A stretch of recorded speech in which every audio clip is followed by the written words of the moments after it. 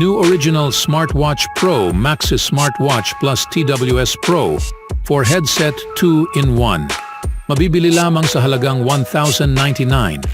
I-click lamang ang link sa comment section. Si Shai Gilgeous-Alexander ang nagtala ng 29 points, 9 na rebounds at 9 na assists upang pangunahan ang Oklahoma City Thunder patungo sa 117-95 na panalo laban sa bumisitang Dallas Mavericks sa Game 1 sa kanilang Western Conference Semifinal Series nitong Miyerkules. Si Gilgeous-Alexander ay nakapag-shoot ng 8 of 19 mula sa floor ngunit 11 of 13 mula sa free throw line sa kanyang unang career second-round playoff game. Ang Thunder ay naging pinakabatang team sa kasaysayan ng NBA na nanalo sa isang conference semifinal game. Si Kyrie Irving ay nagtala ng 19 points at si Luka Doncic ay nagtapos na may 19 points at 9 na assists para sa Dallas. Mas mababa sa 5 minuto sa loob ng ikatlong quarter, nakat ng Mavericks ang 12 points deficit mula sa Thunder sa 1 puntos dahil sa 3-pointer ni Irving mula sa pasa ni Luka Doncic. Ang Oklahoma City ay umiskor ng 51-30 sa nalalabing bahagi ng laro. Sa palagay ko, ito ay isang muscle na binuo namin sa puntong ito, sabi ni Thunder coach Mark Daigneault sa kalmadong paraan patungo sa team sa pagtugon sa panahong unti-unting dumikit ang Dallas sa Thunder. Kailangan naming tiisin ang maraming mga sitwasyon na iyon sa buong paglipas ng panahon. Sa tingin ko, marami sa mga ito ay nagmumula sa paggalang sa iyong kalaban. Agad na sinagot ng Thunder ang tray ni Irving matapos ang isang timeout nang si Isaiah Joe ay nag-shoot ng 3-pointer upang simulan ang 14-4 run sa loob sa sumunod na 3 minuto. Si Gilgeous-Alexander ay ang nag-assists sa 2 sa 4 na 3-pointers na nagawa ng Thunder sa panahon ng run at saka dumagdag ng exclamation point sa pagkuha sa 3-pointer mula sa tuktok ng key upang pasayahin ng home crowd.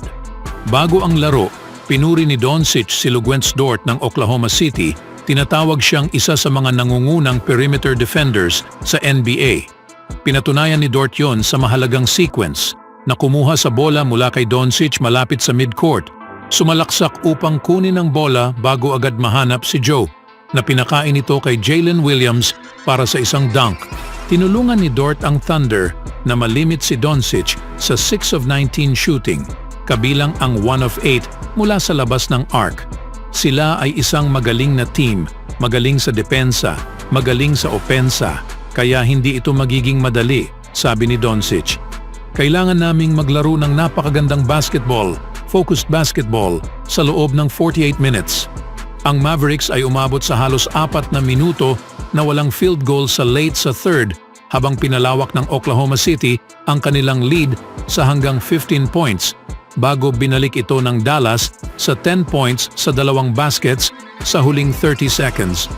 Si Chet Holmgren ng Oklahoma City ay nagtala ng 19 points, 7 rebounds at 3 blocks. Si Williams ay dumagdag ng 18 points at si Aaron Wiggins ay mayroong 16 off the bench, kabilang ang 12 points sa ikalawang quarter. Ang Thunder ay umiskor ng 22 points mula sa 16 turnovers ng Dallas. Ang Mavericks ay nag-shoot ng 39.3% lamang, samantalang ang Thunder ay may 44.9% shooting percentage. Anong masasabi niyo mga kaibigan sa serye na ito? Sa ibang balita naman, ang Minnesota Timberwolves ay umakyat na sa 2-0 sa conference semifinals laban sa Denver Nuggets matapos ang 106-80 na panalo noong Martes. Ang Timberwolves ay nangunguna ng double digits sa karamihan sa laro at tinanong si Anthony Edwards kung nagulat nga ba siya na hindi bumitaw sa unang suntok ang Nuggets at kung sa tingin niya ay nawawalan na sila ng kumpiyansa. Hindi talaga. Gumana ito sa aming pabor ngayong gabi pare, sabi ni Edwards. Tumama kami, hindi nila nagawa ang kanilang shots. Sila ang defending champions, hindi sila lalabas at maglaro ng ganun ulit sa Game 3. Kailangan naming maging handa na tanggapin ang kanilang suntok. At lagi kong sinasabi sa team kapag nag-uusap kami at sinasabi ni Chris Finch, kailangan tayong maging handa na tanggapin ang kanilang suntok. Sinasabi ko, sumusuntok din naman tayo. Hindi lang sila ang tanging sumusuntok sa laban, patuloy ni Edwards. Kaya ibig sabihin, Oo, tulad nito. Hindi lang sila ang tanging team na pupunta doon at gagawa ng suntok. Hindi ako magbibigay para makaakyat kami sa 3-0, deklara ni Edwards. Para sa Game 4, lalabas din kami na kunin ang panalo. Kaya dapat silang handa na tanggapin ang aming suntok at handa rin tayong tanggapin ang kanilang suntok. Hindi ko nakikita ang anumang pagbagsak sa kanilang laro. Tanging, hindi lang nila nakuha ang kanilang mga shots. Handa silang maglaro sa Game 3 at handa rin kami.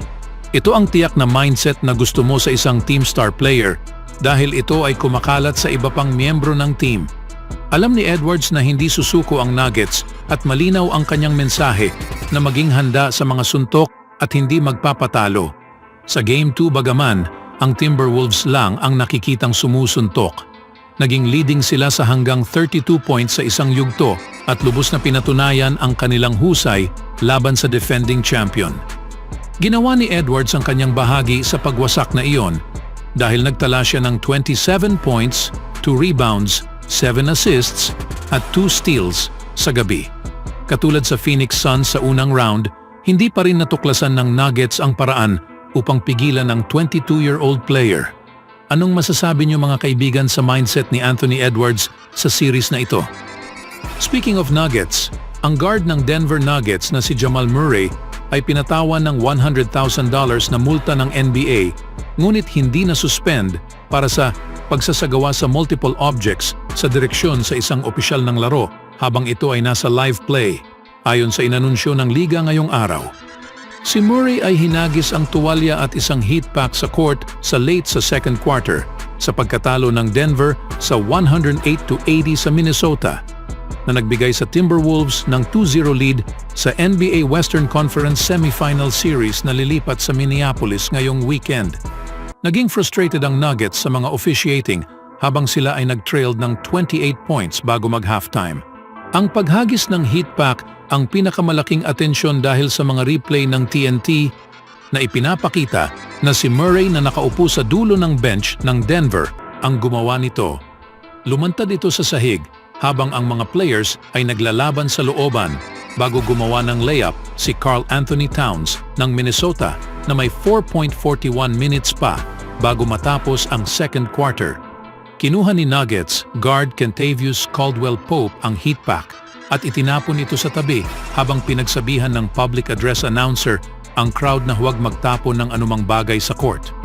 Sinabi ni crew chief na si Mark Davis sa isang pool reporter pagkatapos ng laro na hindi nila alam na kung saan nagmula ang bagay mula sa bench. Ang dapat gawin, maaring i-review namin ito sa ilalim ng Hostile Act Trigger. Sinubukan naming ipaintindi sa kanila na hindi maraming fans sa building ang may heat pack, kaya marahil galing ito sa bench, sabi ni Wolves coach Chris Finch matapos ang laro. Sinabi rin ni Finch na ang mga aksyon ni Murray ay di mapapatawad at mapanganib. Umalis si Murray mula sa arena nang hindi nagsasalita sa mga reporter at tumanggi si Nuggets coach Michael Malone nang tanungin tungkol dito pagkatapos ng laro. Sinasabi na hindi niya alam na ang kanyang point guard ang nagkasala. Walang practice ang Nuggets nitong Miyerkules. Ang kanilang susunod na availability ay matapos ang practice sa Webes.